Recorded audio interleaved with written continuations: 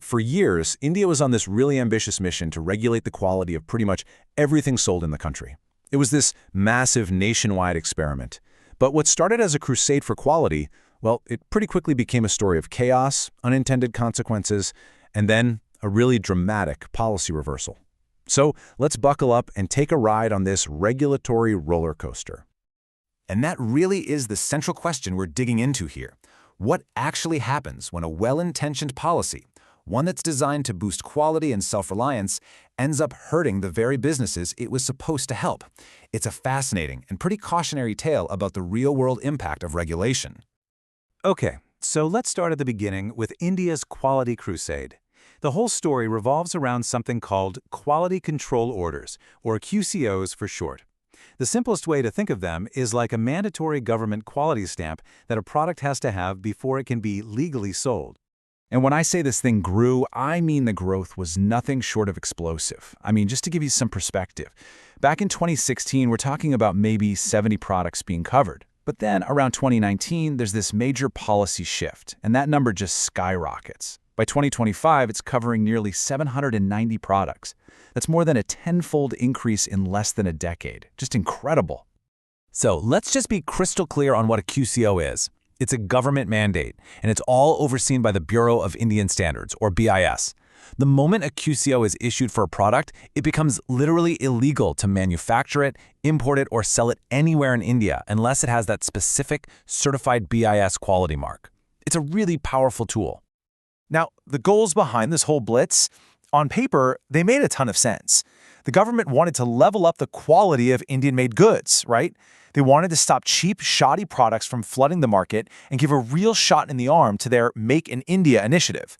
The big idea was to promote self-reliance and just close the gap with other major economies. But you know how it goes. Good intentions don't always lead to good outcomes. This super-fast expansion of QCOs started to create some major problems, and it came with these significant, often hidden costs that really started to squeeze Indian industry. And this quote from a manufacturer, Shonak Rungta, it just captures the feeling on the ground perfectly.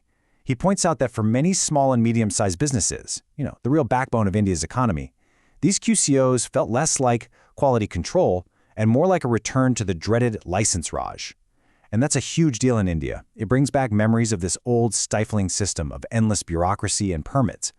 So how exactly did this crusade backfire?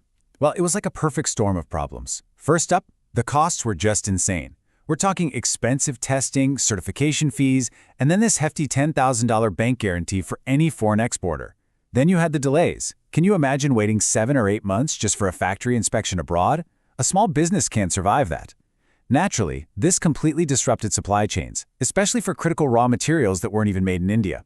And the final kick? It totally distorted the market. The big corporations, they could absorb the costs, but the little guys got pushed out, creating monopolies that ended up jacking up prices by as much as 30%. And a huge part of the problem really was baked right into the system itself. See, all around the world, the best practice is to have separate bodies doing separate jobs. One sets the standards, another certifies the products, and a third one enforces the rules. It prevents conflicts of interest. But in India's model, one single body, the Bureau of Indian Standards, was doing all three. It was the rulemaker, the umpire, and the police all rolled into one. And that just raises all sorts of questions about fairness and transparency. And if you're a numbers person, well, the data really tells the story here. An analysis by the Center for Social and Economic Progress, or CSEP, just laid it all bare. Look at these numbers. Long-term, overall imports fell by 24%. But here's the real killer figure. Imports of intermediate goods, that's the raw materials, the stuff factories actually need to make things, they plummeted by a staggering 30%. And what did they get for it? Exports got a little bump at first, but in the long run, no real benefit. The policy was literally choking the supply chain without helping exports one bit. And this really just drives the point home, doesn't it? The very manufacturing ecosystem that QSOs were supposed to be strengthening was instead being starved of the essential things it needed to function. The policy wasn't just not working, it was actively hurting the country's competitiveness. So, faced with all this mounting evidence and a whole lot of pressure from industry, the government did something you really don't see every day. They didn't just tap the brakes, they slammed them on and threw the car into reverse. The big turning point came in late 2025. Niti Aayog, which is the government's own very influential policy think tank, came out with a report that was pretty damning. It confirmed all the damage and recommended reversing a staggering 208 QCOs. That was the green light the government needed to make a major U-turn.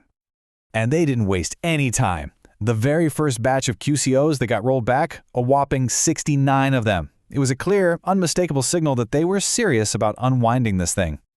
But here's what's really telling when you look at the breakdown of those first 69. The vast majority, 55 of them, were for steel-related stuff.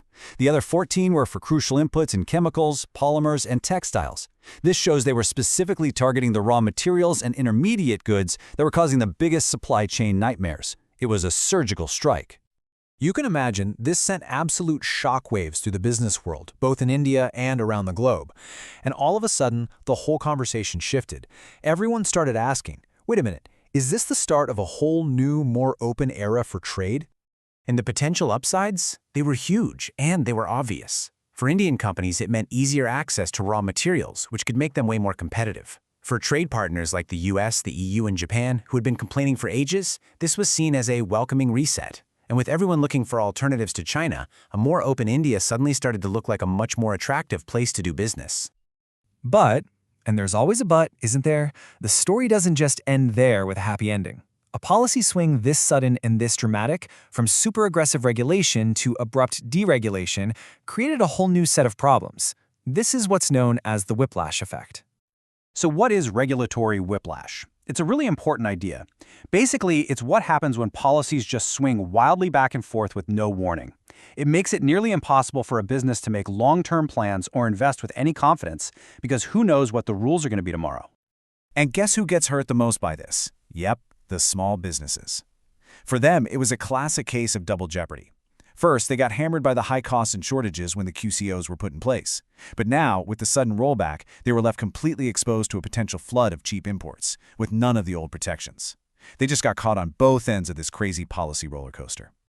So, that leaves us with a million-dollar question at the end of all this. Is this big rollback a sign of a real, genuine shift towards more stable, predictable, and frankly smarter regulation in India? Or was this just a temporary fix, leaving India's economy just waiting for that pendulum to swing all the way back? For anyone doing business there, the answer to that question is everything.